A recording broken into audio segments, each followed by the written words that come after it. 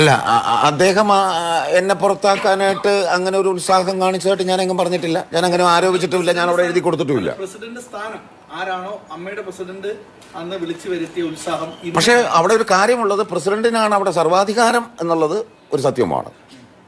അപ്പോൾ അതുകൊണ്ടാണല്ലോ എൻ്റെ അച്ഛൻ്റെ വിഷയത്തിലൊക്കെ പുള്ളി ഒക്കെ ഇൻവോൾവ് ആയിട്ടുള്ള ആളായതുകൊണ്ട് ഇവിടെ വരുമ്പോഴത്തേക്ക് അങ്ങനെ ഒരു കണക്ഷനൊക്കെ വേണമെങ്കിൽ നിങ്ങൾക്കൊക്കെ ആരോപിക്കാം. പക്ഷേ അതിനകത്ത് എനിക്ക് ആരോപിക്കാനായിട്ട് മാത്രം അങ്ങനെ ഒരു താല്പര്യം എനിക്കില്ല. ഞാൻ തെളിവുകളുടെ അടിസ്ഥാനത്തിലുള്ള കാര്യങ്ങൾ മാത്രമേ അവിടെയും പറഞ്ഞിട്ടുള്ളൂ, എവിടെയും പറഞ്ഞിട്ടുള്ളൂ. എന്തുകൊണ്ടാണ് ഇപ്പോൾ ഈ അമ്മ എക്സിക്യൂട്ടീവിലുള്ള വനിതാ അംഗങ്ങൾ ഇക്കാര്യത്തിൽ ഒരു കൃത്യമായ നിലപാടെടുക്കാതെ പോകുന്നത്? സ്വാഭാവികമായും അവരല്ലേ ഇതിനകത്തൊരു ശക്തമായ നിലപാട് സ്വീകരിക്കുന്നത്? സാർ, അത് ഒരു അനാവശ്യ ചോദ്യമായിട്ടാണ്. ഞാൻ പറഞ്ഞില്ലേ, ഈ പറഞ്ഞ നിങ്ങളൊന്ന് ആലോചിക്കുക. വനിതാ അംഗങ്ങളെന്ന് പറയുന്ന നമ്മളെല്ലാവർക്കും ഒരു തൻ്റെ ഇടം എന്ന് പറയുന്നത് ചിലപ്പോൾ ഉണ്ടായെന്ന് വരത്തില്ല.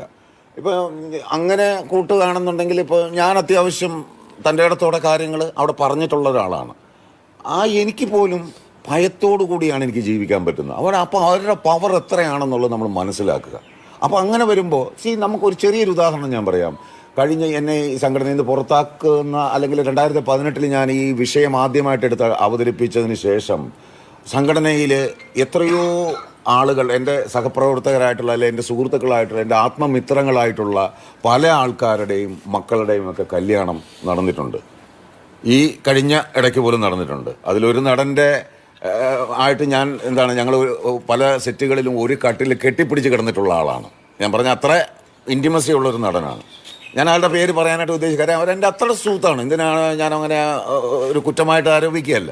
പക്ഷേ അവരെ ഞാൻ അവനോട് എനിക്ക് ദേഷ്യം ഉണ്ടായിട്ട് പറയല്ല. പക്ഷേ അവരുടെ മക്കളെന്ന് പറഞ്ഞാൽ എൻ്റെ മോനെ പോലെ അല്ല മോളെ പോലെയുള്ള ആൾക്കാരാണ്. എന്നെ ആ കല്യാണത്തിൽ നിന്ന് വിളിക്കാതെ വന്നപ്പോൾ എൻ്റെ കണ്ണ് നിറഞ്ഞു പോയി എന്നുള്ളത്. ഞാൻ അതിന് മാത്രം ഇവനോടൊക്കെ എന്താ തെറ്റ് ചെയ്തത്? അപ്പോൾ ഇവരുടെ അടുത്തൊക്കെ നിർദ്ദേശം, അവനെ ഒരു കാര്യത്തിലും അടുപ്പിക്കരുത്. നിങ്ങൾ ആലോചിച്ച് നോക്കും, അവിടെ എത്ര കൊച്ചിയിൽ എന്തുമാത്രം ഫങ്ഷൻസ് നടക്കുന്നു, ചാനലുകളുടെയും അതിൻ്റെ. എന്നെ എവിടെയെങ്കിലും കണ്ടിട്ടുണ്ടോ? അതുപോലെ പണ്ട് CCL ക്രിക്കറ്റ് ലീഗ് നടന്നു. അവിടെ എവിടെയെങ്കിലും എനിക്ക് സീറ്റ് തന്നെ എവിടെയാണെന്നറിയാം? ഗാലറിക്കകത്താണ്, ജനങ്ങളുടെ കൂടെ. പക്ഷേ 2020 എന്ന് പറയുന്ന സിനിമയിൽ പ്രധാന വില്ലൻ വേഷം ചെയ്തത് ചേട്ടനാണ്. അതെനിക്ക്